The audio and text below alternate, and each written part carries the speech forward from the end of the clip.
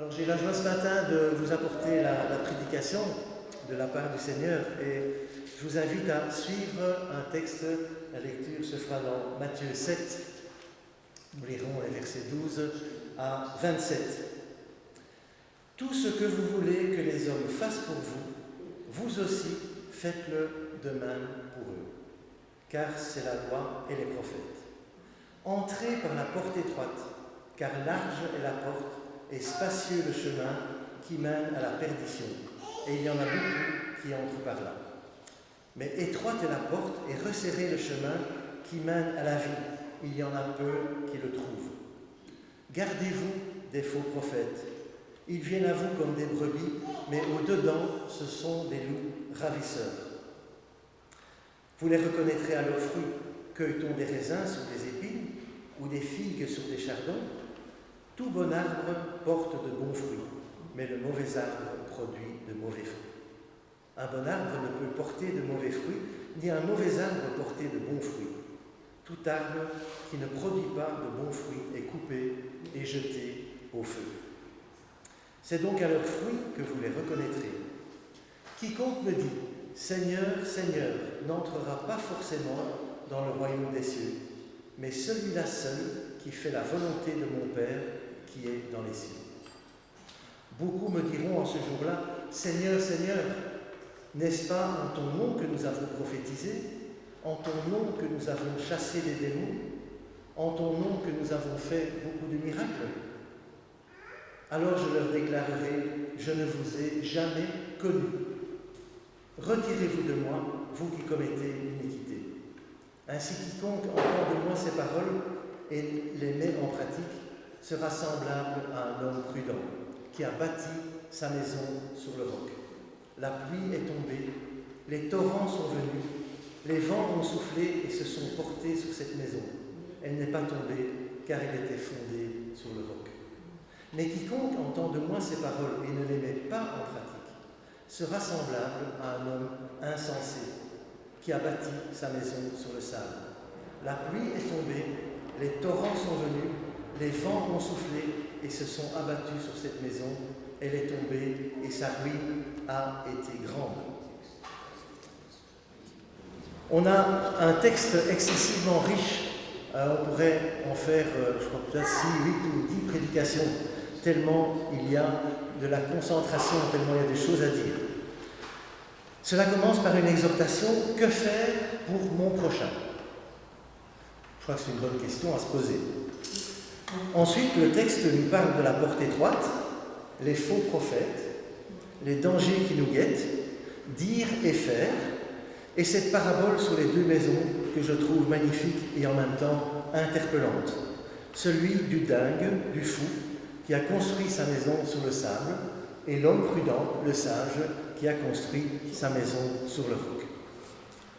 Et sur le roc, bien sûr, c'est basé sur Dieu. Le premier verset qu'on a lu, c'est une exhortation. Tout ce que vous voulez que les hommes fassent pour vous, vous aussi faites-le de même pour eux. Ou peut-être une autre façon de le dire, tout ce que vous n'avez pas envie que l'on vous fasse, ne le faites pas pour les autres. C'est peut-être plus parlant.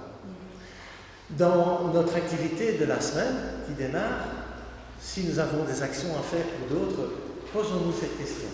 Est-ce que c'est quelque chose que j'aurais envie qu'on me fasse à moi?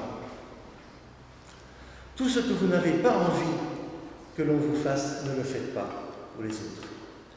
On voit dans cette exhortation un bref résumé de tout ce que Jésus a dit sur les devoirs envers le prochain, et notamment tu aimeras ton prochain comme toi-même. C'est là cette loi que Jésus a si souvent mise en pratique dans toute sa vie. Cela s'accomplit dans le devoir de faire aux autres, par amour, tout le bien que nous aimerions recevoir.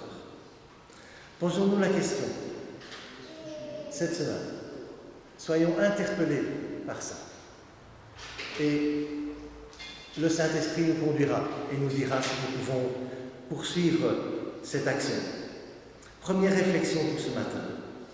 Nous avons un chemin à faire dans notre vie. Ce texte nous pousse à le vivre. Nous sommes invités à entrer par la porte étroite. Cela nous encourage à faire partie du royaume de Dieu. On ne peut y entrer qu'en devenant petit, en acceptant ce cadeau, Jésus, que Dieu nous a fait, Jésus mort à la croix. Cette porte qui mène à la vie. Jésus place la porte avant le chemin, entrer dans son royaume par la conversion, accepter Jésus dans sa vie et persévérer jusqu'à la fin par une constante sanctification. Je suis la porte, a dit Jésus. On voit aussi que large est la porte, quel contraste. Vous remarquerez qu'il n'y a que deux possibilités. Il y a la porte étroite et la porte large. Et ça, c'est quelque chose, moi, qui m'a toujours interpellé.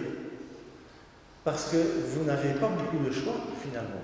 Soit vous entrez par la porte étroite et vous adhérez à ce que Dieu a prévu pour vous, ou bien vous allez vous engouffrer dans cette porte large.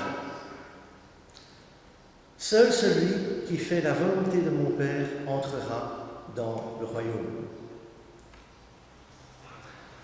On en arrive aux deux maisons. On avait normalement un petit clip. Tu peux passer peut-être la photo. Alors, c'était censé être une vidéo, mais pas dû charger. Ça fait rien.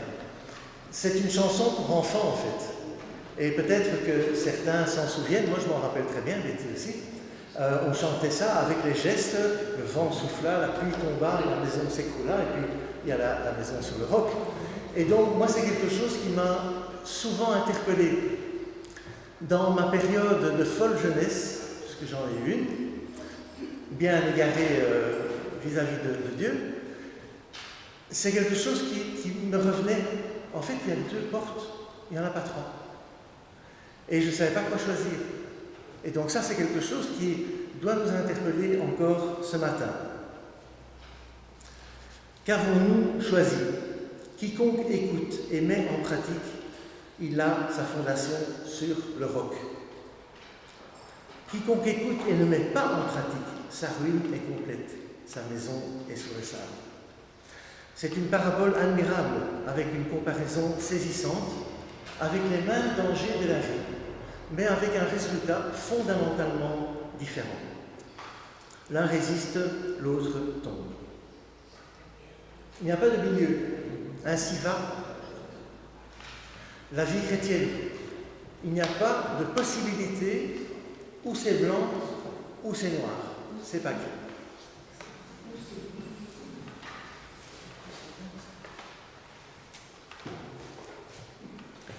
Et ça, c'est aussi quelque chose qui m'a souvent interpellé. On doit choisir dans la vie. Mais quoi choisir ? On ne peut pas être assis entre deux chaises. Il faut soit une chaise sur le roc, soit une chaise sur le sable. Soit on appartient au Seigneur, soit il nous dira « Je ne vous connais pas ». Charles, le dimanche passé, a prêché aussi sur cette parabole des 10 vierges, avec les 5 qui avaient prévu de l'huile en abondance, et les 5 autres qui avaient trop peu d'huile, et qui, au moment où ils voulaient entrer avec le maître lui a dit « Je ne vous connais pas ». C'est-à-dire, je n'ai pas de relation avec vous, je n'ai pas de communion avec vous. Et en préparant, j'ai regardé une série de photos et de vidéos de maisons, notamment en Normandie, qui sont, avec l'érosion de la falaise, qui sont tout à fait penchées, qui sont abandonnées parce qu'elles vont s'écrouler. Il y a aussi plein de vidéos de maisons aux États-Unis qui sont tombées en ruine. C'est de magnifiques maisons, mais cela n'a pas résisté. Tout est démoli. Belle maison, bien construite, mais pas de base solide. Et ce matin, je voudrais vous poser la question, qu'en est-il de notre base ? Qu'en est-il de notre maison ? On a rencontré dans notre vie, Betty et moi, beaucoup de personnes qui ont toujours beaucoup de mal à choisir. Et malheureusement, il y en a beaucoup qui ont choisi la porte large, avec des conséquences catastrophiques. Des chutes terribles, des épaves humaines. Et Cécile pourrait nous en parler probablement beaucoup mieux, elle a un centre de réhabilitation, et elle voit les personnes qui arrivent, qui sont complètement à ramasser à la cuillère parce qu'elles ont fait le mauvais choix. Pas de base solide. La maison sur le roc avec Christ, ses commandements, la foi, la conscience, l'action du Saint-Esprit, par opposition au simple, avec les opinions humaines, sa propre justice, ses travers, ses addictions. Pratiquer ou ne pas pratiquer. En grec, c'est faire ou ne pas faire. C'est assez explicite. Ou on fait ou on ne fait pas. Encore une fois, il n'y a pas de milieu là-dedans. Cela nécessite une action de notre part, une volonté de notre part. Quant aux éléments déchaînés contre la maison, le sable ou le roc, on y voit toutes les épreuves, les tempêtes de la vie, les décès, ceux qui ont perdu un parent quand ils étaient petits, ceux parmi nous qui ont perdu un conjoint, c'est des choses qui marquent à vie. La maladie, les séparations difficiles, les tempêtes de la vie, les échecs de la vie, les drames de la vie. Tout ça peut entamer notre foi. Ces dangers qui menacent la vie spirituelle et morale de notre âme, les tentations, mais la maison sur le roc reste ferme, inébranlable, représente non seulement le salut, mais aussi la victoire et le triomphe de la foi. On peut être abattu, mais pas anéanti. On peut être persécuté, mais pas abandonné. Pressé, mais pas écrasé. Désemparé, mais pas désespéré. La maison sur le roc, c'est le refuge dans la montagne. Et on a tous ces images de refuge dans la montagne où les alpinistes, les personnes qui font de la montagne se réfugient et sont sauvés parce qu'ils ont un refuge, une maison où aller pour être protégés. Ça, c'est notre maison sur le roc. Au Japon, vous avez déjà peut-être vu aussi des vidéos, comme il y a des masses d'îles, beaucoup de secousses sismiques, les constructions sont faites d'une façon tout à fait particulière. C'est unique au monde. Il y a une grande latitude au niveau des matériaux. Ce qui fait que quand il y a des secousses sismiques, la latitude absorbe toutes les secousses et très peu de bâtiments s'écroulent. Dieu, c'est aussi cela. Quand on penche d'un côté, parce que la vie est compliquée, et ça peut arriver, quand on a des soucis, des gros soucis, Dieu agit de l'autre côté et nous permet de rester debout. Celui qui m'écoute et met en pratique ma parole sera un homme prudent. Quiconque entend de moi ces paroles est un homme prudent qui a sa maison sur le roc. La mise en pratique de la parole. Alors encore faut-il la mettre en pratique. Cette Bible que tout le monde connaît, que tout le monde a, peut-être en bon nombre d'exemplaires, est-ce que quelqu'un peut me dire combien de livres il y a dans la Bible ? 66. Combien dans l'Ancien ? 39. Dans le Nouveau ? 27. Voilà. Donc ces 66 livres contiennent une ligne de vie, une ligne de conduite extraordinaire pour notre bonheur, pour notre vie ici-bas. Quel est l'impact de la lecture de la Bible dans notre vie quotidienne ? Cette parole de Dieu est là pour nous éviter des embûches. Dans Luc 6, on trouve le passage parallèle de cette maison sur le sable et cette maison sur le roc. Et il y a quelque chose en plus qui est important dans notre vie également. Il est dit que le singe qui a la maison sur le roc a creusé et a approfondi. Il a profondément ancré avec le Seigneur. Et ça donne une force. L'Éternel sera ton assurance et il préservera ton pied de toute embûche. C'est un verset de Proverbe. L'Éternel sera ton assurance. On a une chance extraordinaire d'avoir un Dieu comme cela. Quelles sont les conditions générales de cette assurance ? Quand on prend une assurance, il y a toute la nomenclature de ce qui est couvert, et puis il y a tous les petits articles, en général que personne ne lit, certains oui, mais en général on ne fait pas attention. Et quand on a un sinistre, un problème, cela arrive assez fréquemment que la compagnie vous dit, écoutez, désolé, mais vous avez le petit article qui montre que ça ne va pas, on ne couvre pas. Ce n'est pas couvert. Avec Dieu, la seule condition, c'est de croire à son Fils Jésus, mort sur la croix. Dieu a tant aimé le monde, Jean 3,16, qu'il a donné son Fils unique, afin que quiconque croit en lui ne périsse pas, mais qu'il ait la vie éternelle. Ça, c'est la maison bâtie sur le roc. Est-ce qu'un jour vous avez donné votre vie à Jésus? Christ est-il entré dans votre maison? Quand on fait partie de ses enfants, de la famille de Dieu, il scelle avec nous une alliance éternelle. Pour cela, il nous faut entrer par là. Personne ne peut vous ravir de sa main. On a un héritage, et ça sont des promesses merveilleuses aussi de la parole.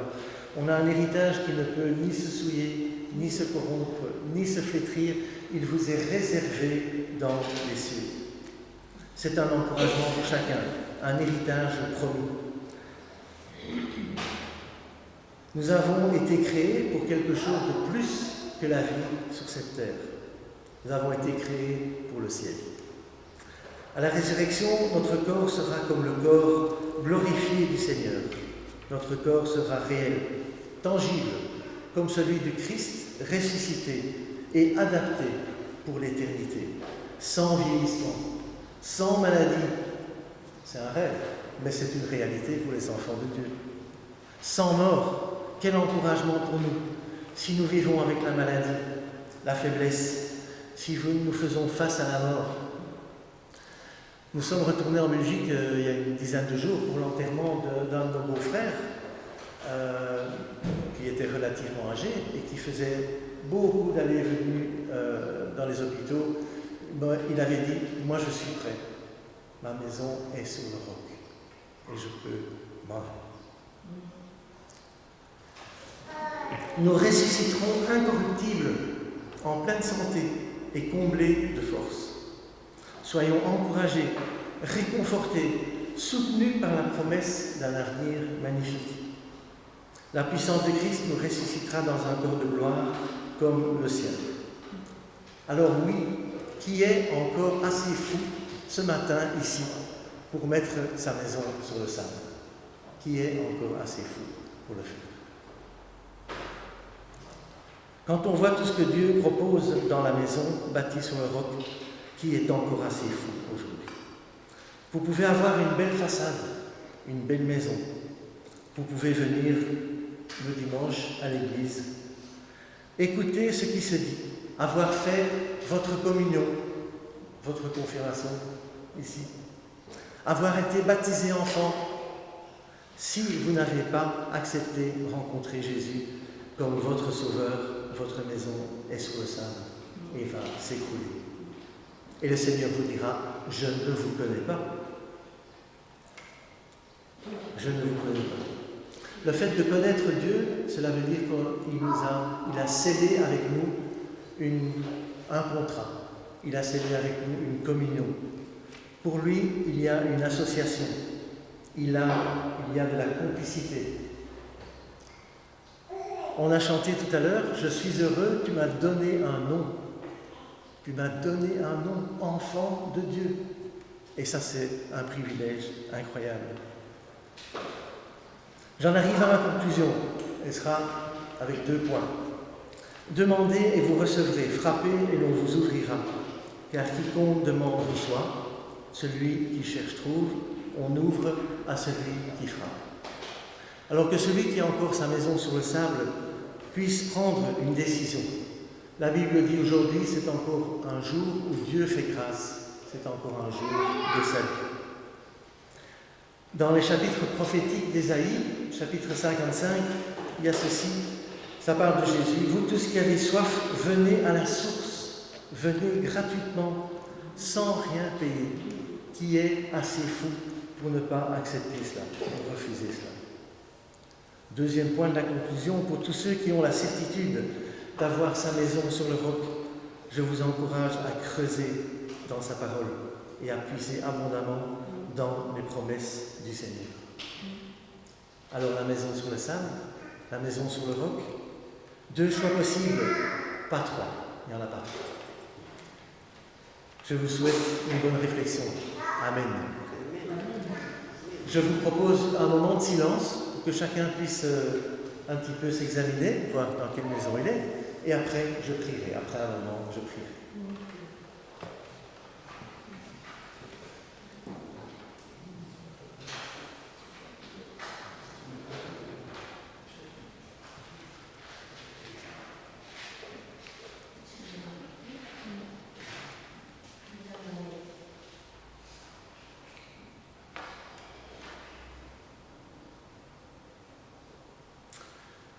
Seigneur, tu as dit dans ta parole, je suis le chemin, la vérité et la vie. Nul ne vient au Père que par moi. Et Seigneur, je voudrais t'apporter toutes les personnes qui sont ici. Tu les connais, c'est toi le Créateur, tu les connais par leur nom, chacun individuellement, et tu les aimes chacun individuellement. Je voudrais te demander, Seigneur, que tu les visites, que tu les protèges, que tu les gardes, et que tu les aides à venir sur le chemin de ta connaissance s'ils ne t'appartiennent pas encore. Seigneur, merci parce que nous avons dans ta parole toutes les promesses dont nous avons besoin dans notre vie. Et merci parce que c'est toi qui es notre roc, c'est toi qui es notre force, c'est toi qui es notre amour, notre fidélité de tous les jours. Au nom de Jésus. Amen. Je vous invite à vous lever, on va chanter ce chant qui dit « Cherchez d'abord le royaume de Dieu et sa justice. »